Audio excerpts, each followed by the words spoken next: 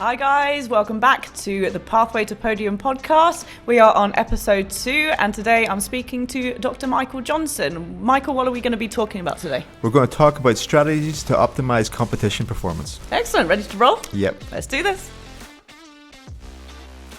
All right, so hi Michael, can you tell us first of all a little bit about yourself before we begin?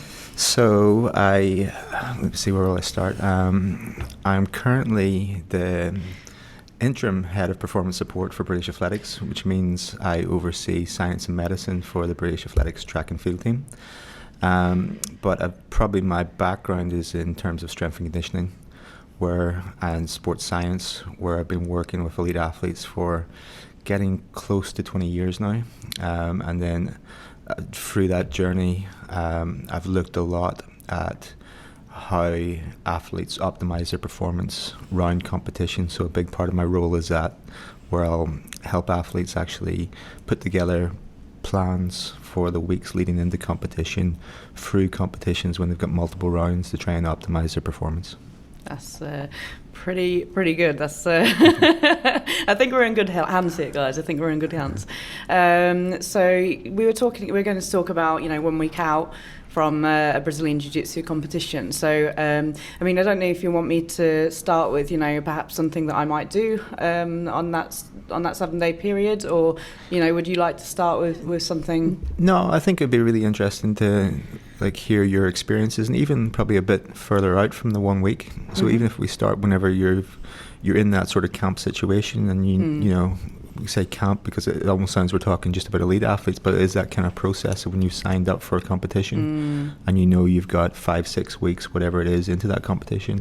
When that happens, kind of what would your process be? And then I can probably jump in with some of the things that we would do with some of our athletes, and some things that might be useful for people who are going through that same sort of journey now. Yeah, sure. So I mean, I know again it kind of depends on the weight of the competition, but we'll say that this is an important competition coming up, and not that a competition isn't is more important than the other, but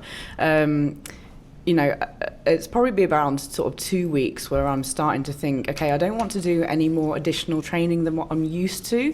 So that's definitely something that I'm aware of, even though sometimes in jiu-jitsu it's kind of difficult to do that if you're in a class and stuff, but I'm quite aware not to do more than what I usually do. Is that something that's good or not? Yeah, I mean, that's your idea of the basic taper, and I think making sure that those 2 weeks that you're not actually increasing fatigue is your key thing, because ultimately what you want to do when you get to a competition is you want to arrive on the mats feeling in your optimal state.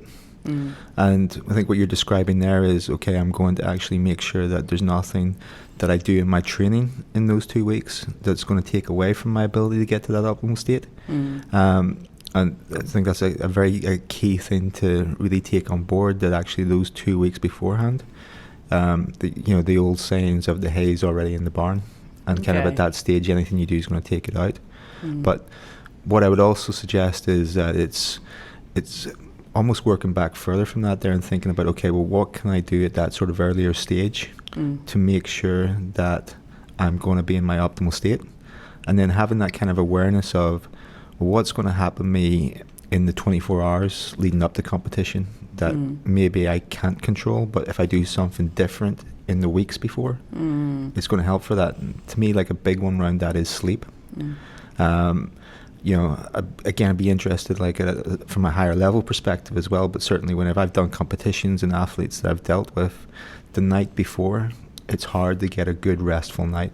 I don't know if that's something that you would have. Yeah, this is something that we spoke about in the first episode of the podcast, and I am somebody who really struggles to get to sleep the night before, and I've had strategies, and Julie talked about some strategies about trying to get to sleep the night before, but what else would you suggest? Well, I think that's definitely one end of it.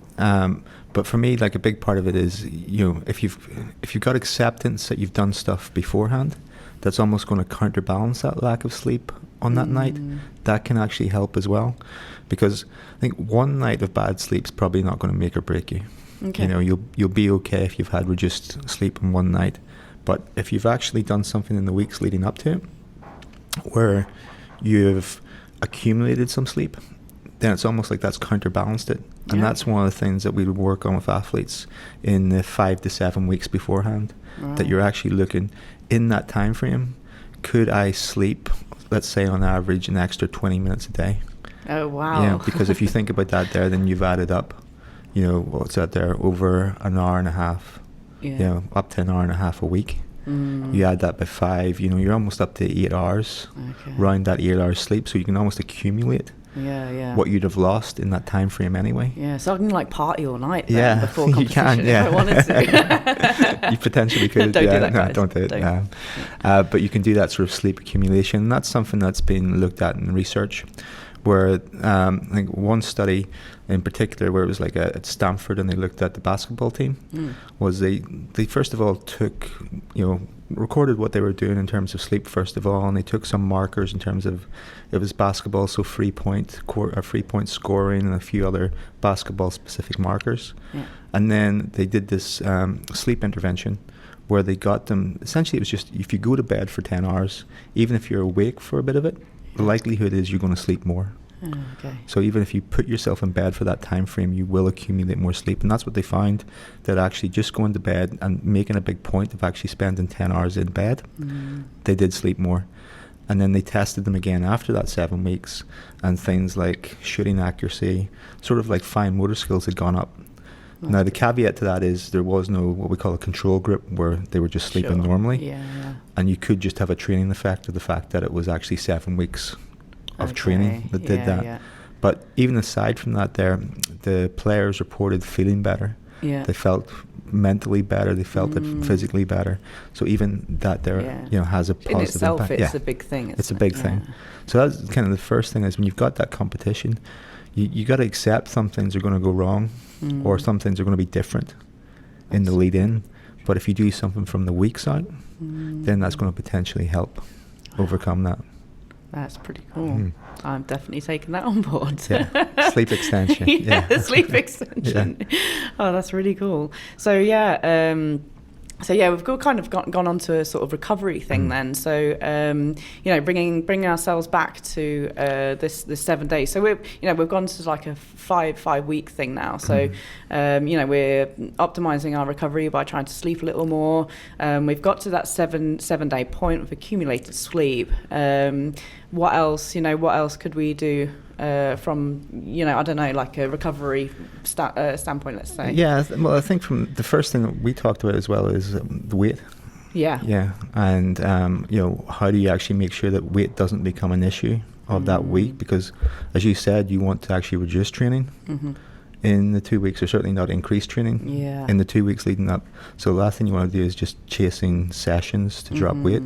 So again, from your end, is that something that you've had to really work on, or have you had some bad experiences with, some good experiences with? I mean, for the most part, I'm somebody who likes to reduce the level of stress that I'm under, like going into a competition. So I have mostly, you know, dropped my weight I have a couple of months to drop my weight so that, you know, I'm pretty much there that week before and I'm not stressing about it. So. Yeah, I think that's an important thing with it, that it doesn't become something that you have to chase during that week, because you're just adding physical stress. Stress is stress, right? And you're just adding stress to the system. I mean, I've been pretty close. Yeah. I'm not going to lie. I've been pretty close sometimes, but I try to make sure that it's there. So, so that's something you'd agree with, right? Absolutely, I would definitely look at that in terms of taking that on board. The other end of it is, one, in that week beforehand, as the stress increases, it's how do you make sure that you're getting, again, I keep coming back to sleep, because we think of sleep as recovery, but it's also performance enhancing as well. You know, that's what that study was showing, and that's what other studies will show, that actually being in that recovered state of sleep, you know, from sleep, will improve your fine motor coordination, will improve your reaction time, and certain things that are going to have a big positive impact on your performance in your competition. So I would again think about, okay, well, what can I do in that week that's going to enhance that? And there are different strategies you can utilize with it. We've talked about accumulation of sleep, but even so if you heard of Cherry Active. Yeah. So Cherry Active. So cherry juice is something you can actually use to enhance recovery as well. So it has an anti-inflammatory aspect to it.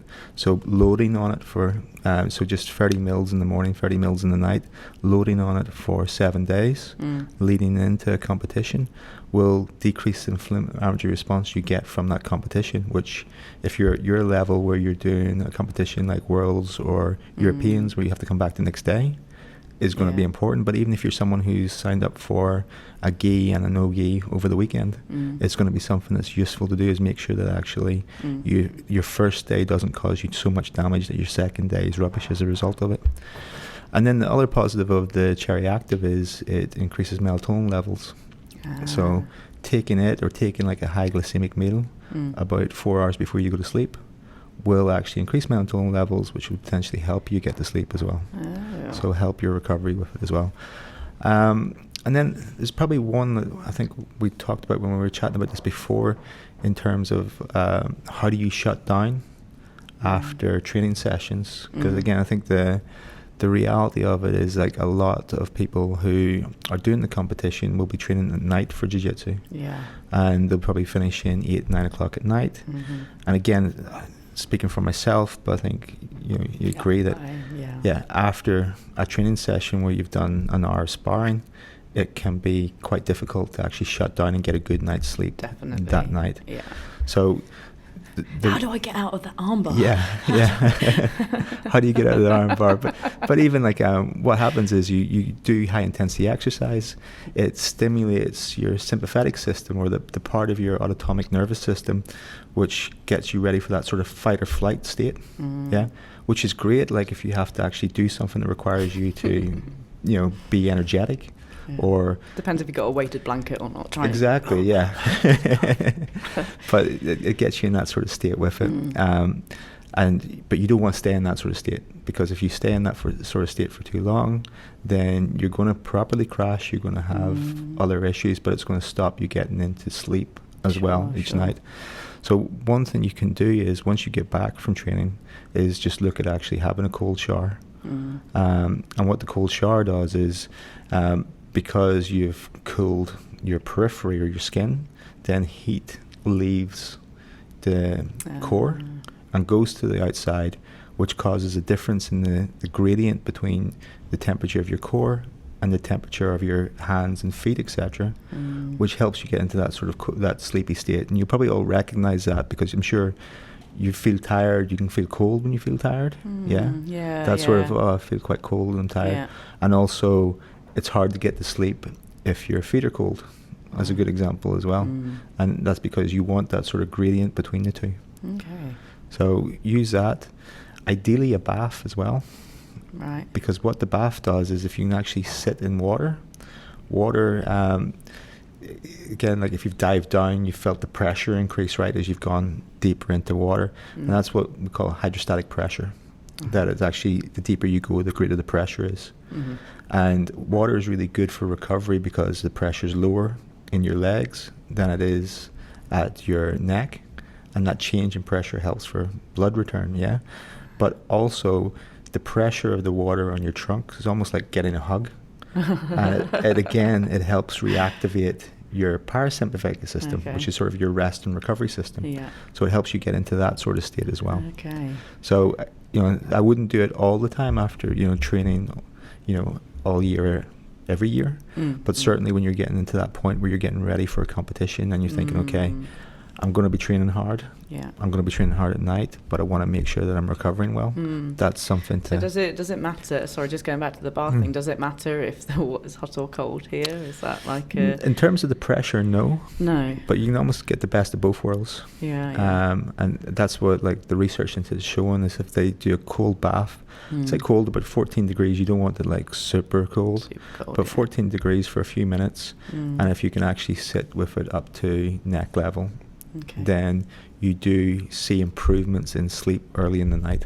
So it does seem to enhance it. Because you do see like a lot of athletes having ice baths, don't you? Like, what's your view on that? Do you have any?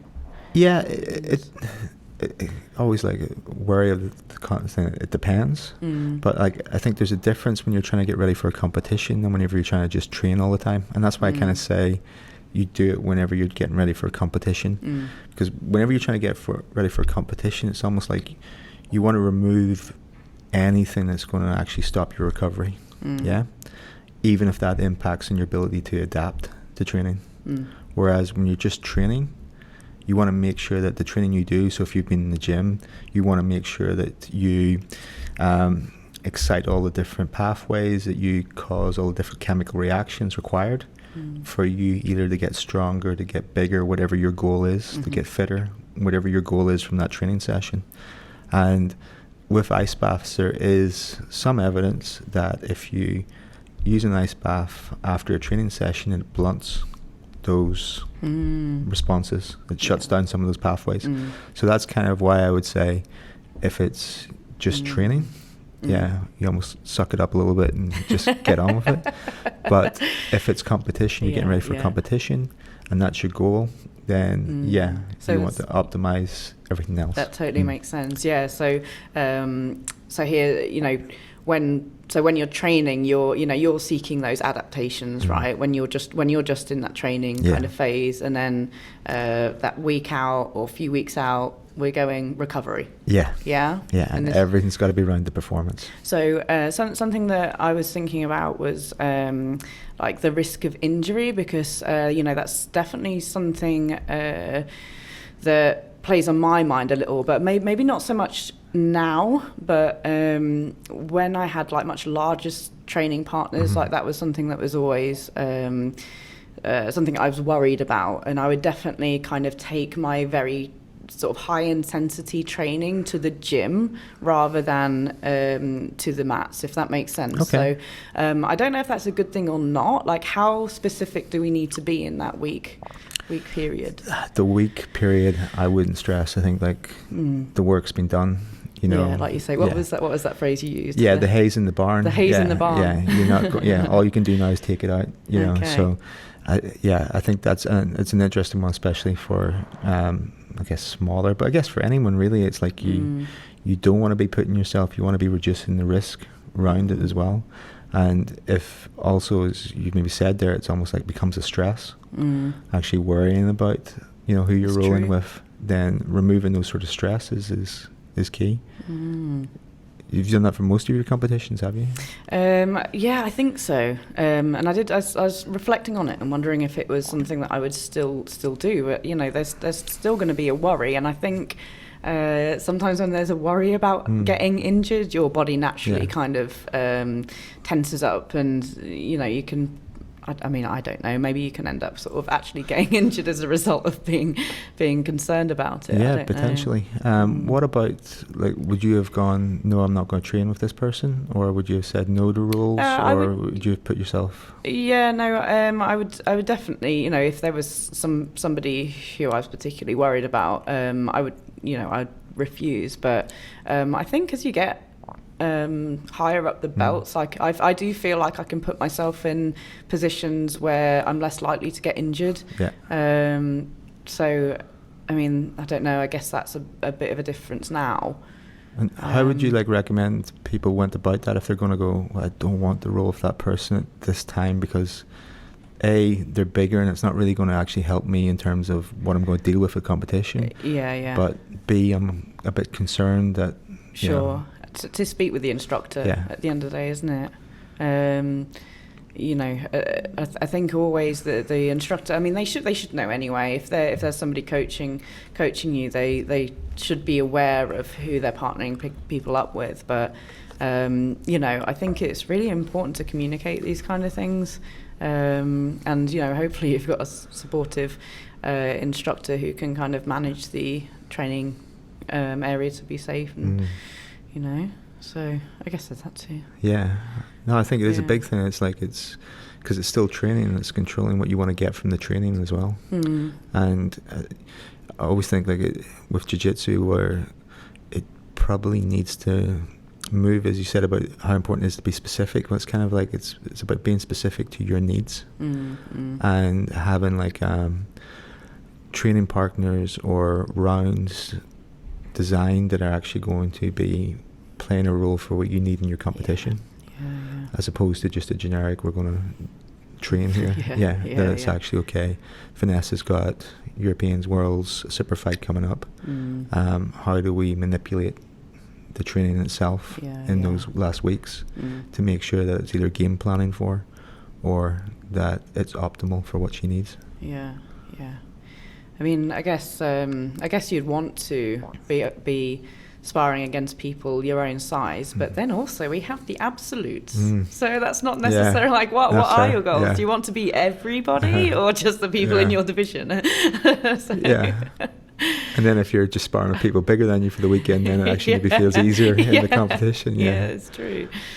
So I mean, I know what I've always done, or what we've always done as a team at Nottingham, is like we end up kind of doing a little bit more high intensity stuff, but like shorter rounds as we go towards the competition. Is that something that you'd advise in terms of? Yeah, absolutely. You drop. I think maintaining intensity is always key. And when you're sort of doing any sort of taper, whether it be in the gym, anything, you want to maintain intensity and keep that intensity as close to what you're actually going to need while you drop off some volume. And it's very individual in terms of when you would actually finish out in terms of the sessions.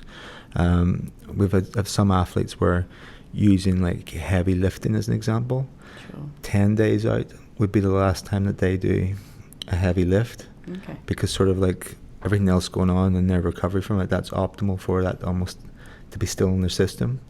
Whereas you have other athletes where maybe it's going to be 3 days out. You know, and I've seen people win Olympic medals doing it completely different ways. I've seen people absolutely smash themselves a week out from an Olympic Games and go out and win the Olympic medal. So it's kind of finding what actually is optimal for you as well. So there's not really like a time period where it's going to be like, okay, you're going to lose these fitness. No, there's no hard and fast rules with it. And I think with anything we talk about in terms of competition prep, I think you guys would have touched on before, it's practice. And it's trying it and it's evaluating it and seeing if it's actually going to work for you going forward. What you don't want to do when it comes into competition is suddenly you go to the Worlds, you make the final, and then you decide, shit, I need to eat something different. I need to do something different in between. It's really interesting that you say this, because I've had a couple of experiences, and I should have learnt from the first time. But I've had the experience where I've got everything set ready, and this is how I usually do things, and this what happens, and then somebody says, "Oh, you should do that though." And suddenly I think, oh no, maybe I should do that. Maybe I'm doing something wrong here. And you know, when it is somebody, you know, perhaps that you have a lot of respect for or something, then I think it can, you know, kind of affect you a little bit. But I don't know. It's really. And they could be right, but the time to find it out is not not the night before the final of the World Championships. So it's actually, take that on board and then actually try it and test it somewhere else and see if it does work for you. But I was thinking as well, like, you know, on the day of competitions, and this is just making me think about the warm-ups and stuff, because you know, I was talking to Julie on the first episode, and you know, we were talking about kind of being confident and being there. Now I've seen some people not be very confident with warming up, and you know, I think a lot of people wonder how they're supposed to warm up. And you know, you see a lot of people doing the jumping and the crazy movements and stuff. Like how would you advise people to warm up? Well, in an ideal situation, you do want an intensive warm up. You want about 45 minutes before you do your event, be it a competition or whatever it is, you want something that's going to be quite intensive. Okay, 45 minutes. Yeah, because from that time frame before, so you know, you would look to really build into like an intensive. For you, it might be actually going safely, you know, but going through quite, you know, aggressive specific sparring, or actually having a couple of rounds at that time frame, because it's going to open up your body's ability to take on oxygen into the muscles. It's going to improve motor recruitment, Okay. So your central nervous system is also going to be more active, but also by getting your temperature up, you improve the ability of your muscle to generate force. Okay. So your muscle's very dependent on temperature.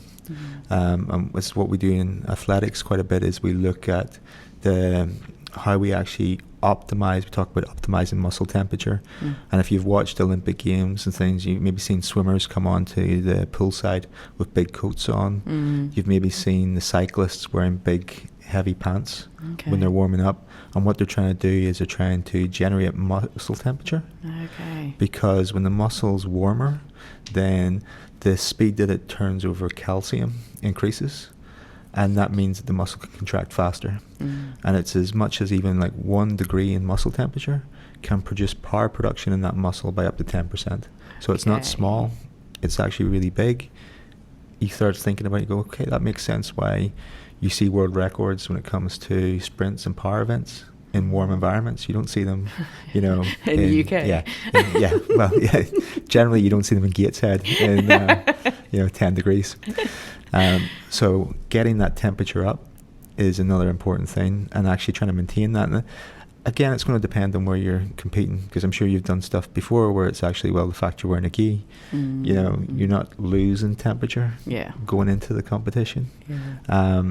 But you maybe would start losing temperature if you've got lots of fights and they're quite spaced out. So it's even thinking about, okay, is it actually worth even just throwing another layer on? Right, okay. In between fights, just to try and keep the temperature in the muscles. That's pretty cool. So that 45, you say 45 minutes, am I doing like something intense here and then like doing something flow, like flow rolls or something like that? Potentially after, I would kind of, at that point, it's about maintaining the temperature. You've caused the physiological changes that you want to cause in that time frame. So you've actually, we call it priming. So there's different things, and this is one of the areas you look at, how can I prime the body to perform? Right. And this is one of the physiological primings. And we can talk about some of the other ways in terms of hormonal priming that you can look at as well. But this would be the sort of physiological priming that you're trying to prime the body to get it into a state where it can actually really optimally perform. Okay, so the main goal here is getting your body warm and then maintaining it. So you've got is that right? Yes. Yeah. So you've gotten your body warm, we've maintained it, we've gone in for our first fight. Obviously usually we have sort of multiple fights if we're going into competition, right? It's going well, true. That's true. If you don't get past the first one, then you go and cry at the backside. So no, we've gotten past our first fight. So then, like you say, put another layer on. And how about it in terms of like eating and stuff? Because we were talking about cutting weight and stuff. So hopefully we've gotten to a point where we're not drained because we haven't eaten anything. Okay, so we've already sort of prepped our body in that sense. What can we do sort of in between those fights other than putting our body? That's a good question. Yeah, and it's one I'm not 100% sure on. Yeah. Because we would tend to think about, okay, after the competition, we want to get the energy back in the muscle. Okay. But there probably is a case of actually, if you feel you need it, taking something in during the competition as well, if it's going, especially if you've got a big bracket and you're going for a long time with it, then there would be a sense of that there. One thing I would say that's probably worth looking at is we would use caffeine. So caffeine again stimulates the central nervous system. Yeah. We have a cup of coffee here. I'm just going to take a drink out of it. But stimulates the central nervous system, improves reaction times, improves coordination. So taking caffeine, and it can literally just be the amount that you've got in Starbucks, which I think that is, but any sort of coffee, like a large coffee, the amount of caffeine that's in that is going to be sufficient to cause an enhancement in those coordination, those skills. Okay.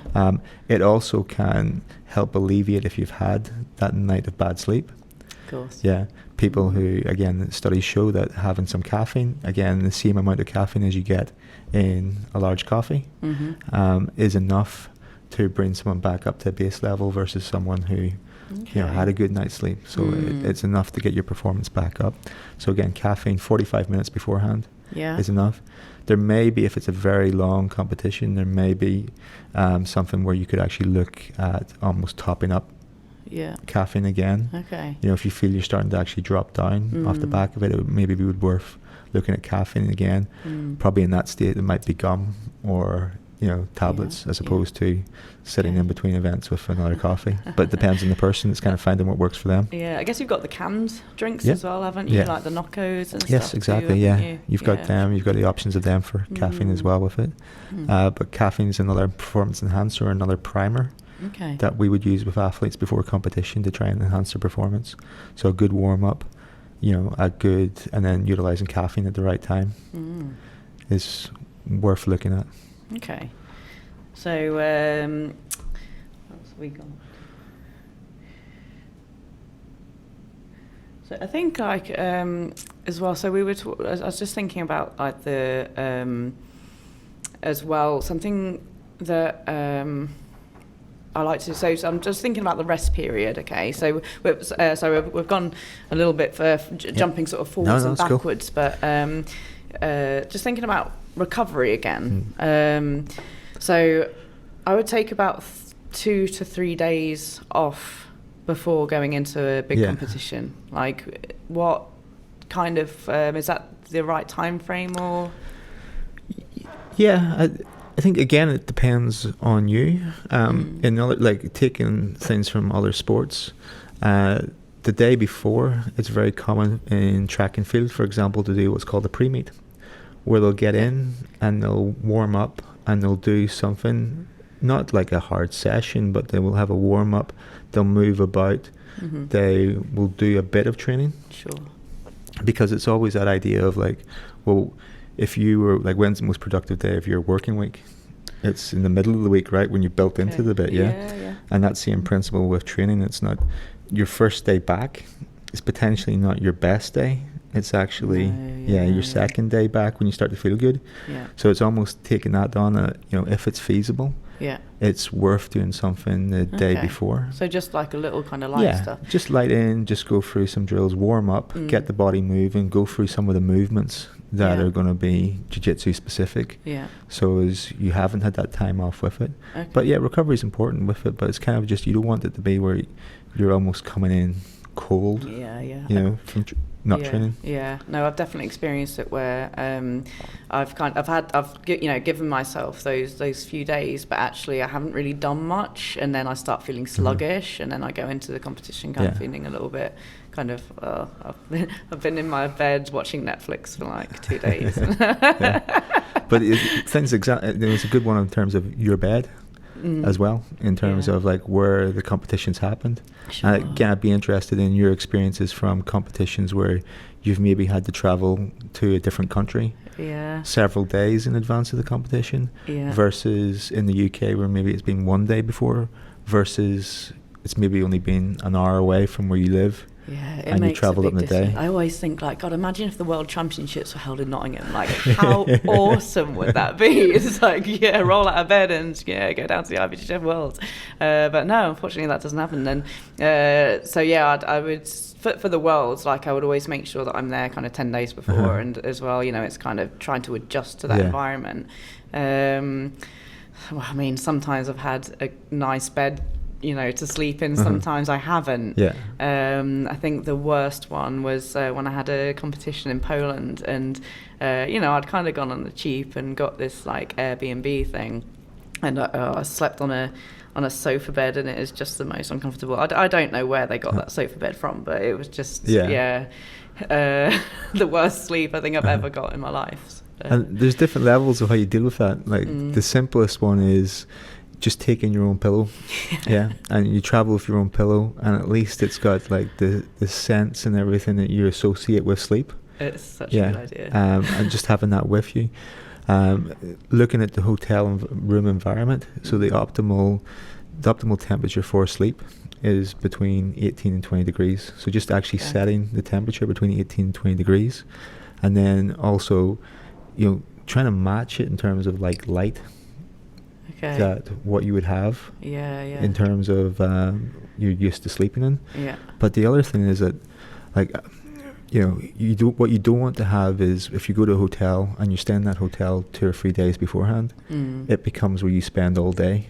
And it becomes your social space as well. Sure. You want to actually almost try to make sure that it's there for sleep, and you associate it with sleep, not with, hey, that's where I go to watch stuff. That's where I go to hang out with my friends and so on. It just becomes a place for sleep, and you find other places you can utilize. That's a really and anecdotally, that was probably hardest with this Olympics because of COVID. That athletes spent an awful lot of time in their rooms. Because we weren't allowed whenever we were in Tokyo, we weren't allowed to actually have social spaces. Wow. Because they weren't allowed to interact outside of training. So again, you've got negative impacts of that there. Hadn't even occurred to me. So that's really interesting. So it was one of the challenges that we had there. I would look at that room environment and how you can do that. Other sports again have gone even further than that, where they've developed, and we looked at it, but I just don't think it was really worth it. We looked at putting together like a bed in a bag. So the athlete would have a bed that would roll up in a bag, and then they would you'd roll that bed out, so it'd be a topper essentially, but your own blanket, your own covers, mattress topper, and pillow. See, I was wondering if carrying blackout curtains in my suitcase would be too extreme. No, but I think that's good. Yeah, definitely. I'm all for that. Yeah, I'm all for that. Just maximise the environment. Yeah, that's not overboard. All right. Yeah, British Cycling at one stage would send someone in advance to set up everybody's rooms. Wow. Yeah, so it was as close to normal as possible. Okay. Who's going to do that for me? Anyone? You probably get takers, be in your DMs. You put the offer out there. Yeah. Oh, man. Is there anything else you want to add? Cause I don't know if I want to add. I mean, there's a few things, I guess, we talked about. Again, I was just because I listened to the one between yourself and Julie in terms of the optimizing I won't say psychology, but in terms of utilization of music and stuff. And that's another thing that we've kind of looked at quite a bit, that and it is very individual, but it's for some people, using something that's going to enhance their state of readiness and stimulation is going to be good. For other people, it's going to be actually dampening it down. And whenever I started in athletics, I always thought that everybody needed to amp up, right? It's competition, that you need to amp up. And if people follow the world of track and field, there's a triple jumper called Christian Taylor, who outside of Jonathan Edwards has jumped the furthest in the world, but also is a 2-time Olympic and multiple-time world champion. And Christian trained over in Loughborough as well for a little bit. He's American, but he trained in Loughborough for a little bit. And I remember having this conversation with him and asking him what he listened to in the lead into competition. And he listened to gospel music because it relaxed him, because he was like, I have no drama getting up for competition. Yeah, so it's kind of that idea that you don't need to be. It's not that everybody needs to amp themselves up. And if you feel that actually taking something or using an approach that's going to relax you is going to improve your performance, try it. Yeah. Don't feel that everything needs to be about pushing you upwards and pushing you forwards. The other one, I think what we talked about was, when we talked about priming, was the idea of priming the endocrine system. And everyone looks at testosterone, right, and how you can optimize testosterone. And I think I was telling you before about a study one of my PhD supervisors did, where he got some rugby players and he tested their free RM squat after letting them watch different video clips. Okay. And the different video clips they watched was, well, there was a control, so those people watched no video clips. Yeah. He got some people to watch a sad video clip, puppy getting shot or something like that there. And they went in and they lifted worse, so their free RM was lower than the control group. And then he got some others to watch some really good training footage. Yeah. And theirs was higher than the control group. And then he got some to watch some like aggressive, like so fighting, again higher than the training group, and some to watch porn. And again, it was higher in the training group. So, but it's that idea of it's finding what works for you. Okay. Yeah. Because what hopefully not shooting puppies. Shooting puppies or porn. Porn, whatever, yeah. I mean, Pornhub fine, but shooting puppies, I don't know. But it's finding that there, because what's happening is you're getting like because the hang on, this is the night before. This isn't during the morning the or the morning. Or the yeah, morning. yeah, Okay. Maybe just be careful if it's don't sit in the bullpen watching especially if it's dodgy. no-gi. Yeah. Okay. But yeah, so because what's happening is like testosterone is like a psychophysiological hormone. You know, it's released up in the brain, it has impact on the brain, and it has impact on your motivation. So actually watching something that stimulates you will actually enhance testosterone release, and can then actually have a positive impact as well. That's cool. Yeah, that's super cool. I mean, I know that from my experience, like I've sometimes listened to music and sometimes I haven't, and I think I'd been in this space where it's like, God, I don't know if that's good for me or not. But actually, I wonder if sometimes, things aren't one way or another for me. So, and sometimes I feel more hyped and more, or too hyped. Sometimes I don't feel that at all. So maybe actually it's just adjusting it and having some tools to. Honestly, I think that's the best summary of it. It's having the tools, it's practicing it, and it's finding like what your protocol is. But I think the big one I always say is practice it. Like, the first time you do it shouldn't be at the World Champs. The World Championships. Yeah. But competition starting off, there's certain things in terms of just maximizing your sleep through to at your level where you're looking to optimize and really like squeeze out the last bit of performance. There's more things in terms of priming that you can look at. But if you're starting out, I'd probably be saying just make sure you're going in fully recovered, that you're not stressing yourself, that you're removing stress as much as you can through good sleep, and that's the key thing. Awesome. Well, thank you so much for coming to talk with us, Dr. Michael Johnston. Thank you. I've been your host, Vanessa English. Thanks for listening, guys, again to the second episode of the podcast. I've forgotten what it's called now. Pathway to Podium Podcast. Thank you so much. And I hope you guys tune in for our next episode. Thanks, Vanessa.